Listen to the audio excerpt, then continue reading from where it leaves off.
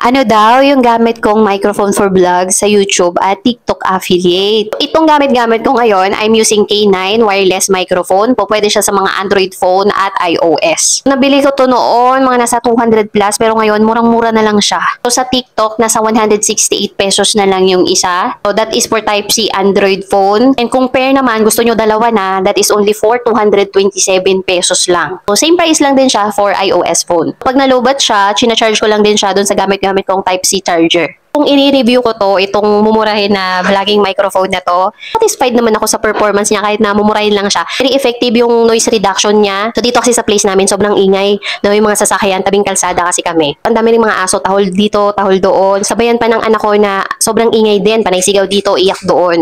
Kaya laking pasasalamat ko dito kasi ngayon meron ng mga ganito na microphone na mayroong noise cancellation. So ito guys, itong microphone na to, 20 meters yung receiving data nito. So pwede kang mag-record, pwede kang mag-voice over, no, within 20 meters. Then meron na rin siyang 10 hours battery life.